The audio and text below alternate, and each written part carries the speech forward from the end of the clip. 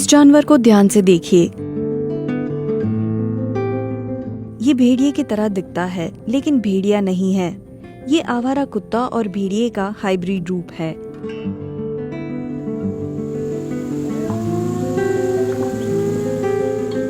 इसे पुणे के सासवड़ में देखा गया है।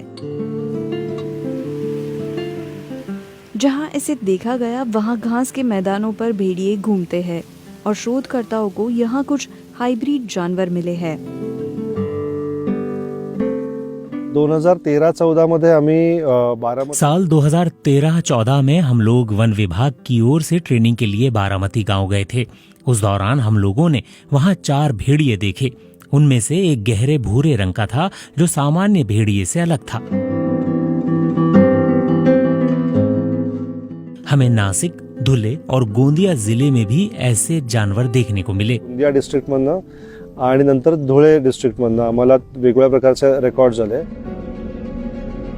आगे की रिसर्च के लिए इन जानवरों के मल और बालों के नमूने इकट्ठा करना था, जो बिल्कुल भी आसान नहीं था।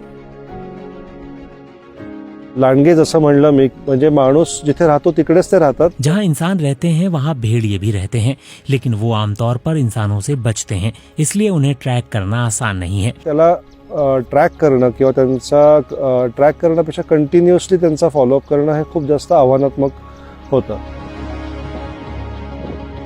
इस जानवर के बारे में ज्यादा जानकारी हासिल करने के लिए पुणे की ग्रासलैंड ट्रस्ट ने बेंगलुरु के national centre for biological sciences और एट्री के साथ मिलकर काम किया। उन्होंने जीनोम सीक्वेंसिंग की, जिससे साबित हुआ कि वो जानवर भेड़िया और आवारा कुत्ते का एक हाइब्रिड था। भारत में इस तरह का ये पहला प्रयोग था। जब एक इलाके में भेड़िए की आबादी घटती है तो उन्हें पार्टनर नहीं मिलते और वो कुत्तों के साथ संबंध बनाते हैं, लेकिन ये भेड़ियों को खतरे में डाल सकता है। अगर आपके पास 2 प्रकार के रंग हैं और आप उन्हें मिलाते हैं तो उनका नया रंग पहले जैसा नहीं रहेगा। इसी प्रकार हाइब्रिडाइजेशन किसी प्रजाति के जीन पूल को पतला कर देता है, इसलिए भेड़ियों की प्रजाति नष्ट हो सकती है। भारत में भेड़ियों की 2 प्रजातियां हैं, हिमालयन भेड़िया और भारतीय ग्रे भेड़िया। ये दोनों दक्कन के मैदानों में भी पाए जाते हैं।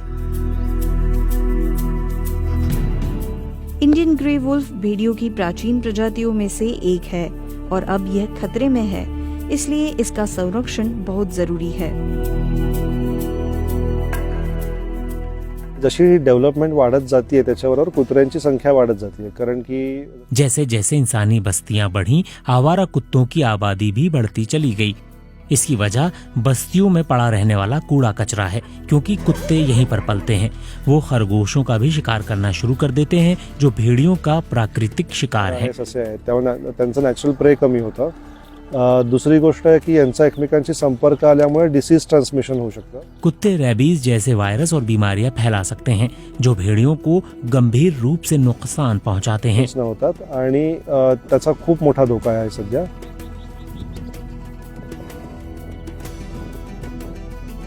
इन सारी बातों से पता चलता है कि भेड़िए और कुत्ते कितने करीब रहते हैं।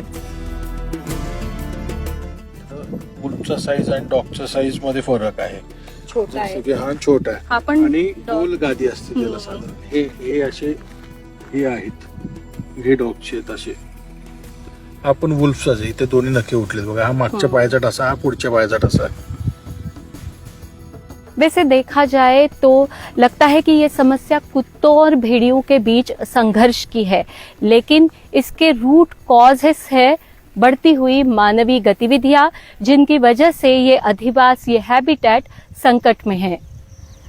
मारहाण, त्याच्याबरोबर असलेली माणसं म्हणजे धनगर समाज किंवा हमें इन मैदानों, इस पर आश्रित चरवाहों और यहाँ रहने वाले जानवरों की रक्षा करने की जरूरत है। महाराष्ट्र के इन मैदानों में भारतीय ग्रे भेड़िया, धारीदार लकड़बग्घा, चिंकारा जैसी महत्वपूर्ण प्रजातियां पाई जाती हैं। ब्लैक बक्स है, चिंकारा है। भारत बाघों की गिनती करवाता है, लेकिन ऐसी भेड़ियों के लिए कोई जनगणना नहीं होती। भारतीय ग्रे भेड़ियों की अनुमानित संख्या 2000 से 3000 है। यह बाघों की जनसंख्या के बराबर है। इनमें से लगभग 40 सासवड़ के पास रहते हैं। टायगर्स हे जास्त करून बाघ खासकर संरक्षित क्षेत्रों में ही पाए जाते हैं और भेड़िए संरक्षित क्षेत्रों के बाहर पाए जाते हैं, इसलिए इंसानों से उनका सामना ज्यादा होता है। ये भेड़ियों को खतरे में डालता है, ये इंसानों को भी खतरे में डालता है, इसलिए दोनों को संरक्षण की जरूरत है। प्रोजेक्ट टाइगर की तरह भेड़ियों के लिए कोई विशेष संरक्षण योजना नहीं है। वर्तमान में ग्रासलैंड ट्रस्ट ने पुणे के आसपास के इलाकों में यह काम अपने हाथ में लिया है। आश्रय हस्त ट्रस्ट नावाचा बँगलोर मधला हम बेंगलुरु के आश्रय हस्त ट्रस्ट और वन विभाग के साथ मिलकर एक परियोजना पर काम कर रहे हैं। 2 प्रकार की परियोजनाएं हैं। पहला, हम लोग सीसीटीवी कैमरा इंस्टॉल कर रहे हैं ताकि भेड़ियों पर करीब से नजर रख सके। हम लोग उनकी गतिविधियों का अध्ययन कर रहे हैं। वो कितना क्षेत्र उपयोग करते हैं, कितनी बार प्रजनन करते हैं, वो झुंड से कब अलग होते हैं, पिछले कुछ वर्षों में उनके भोजन के स्रोत कैसे बदल गए हैं। हम इन सभी पहलुओं का अध्ययन कर रहे हैं। साथ ही हम लोग खुद की तकनीक विकसित कर रहे हैं ताकि इन वीडियोस का जल्द से जल्द विश्लेषण कर सके। दूसरा, हम लोग गांव वालों के बीच जागरूकता फैला रहे हैं। अब गांव वाले भी उनका साथ दे रहे हैं। आता ते एनवायरमेंट नॅचरल आहे त्यांची जपणूक हमें उनके प्राकृतिक आवास को बचाना होगा, नहीं तो अगली पीढ़ी के लिए कुछ भी नहीं बचेगा। हम इस बात पर चर्चा नहीं करते कि भेड़िए कहाँ हैं, क्योंकि लोग जाकर उन्हें नुकसान पहुंचा सकते हैं।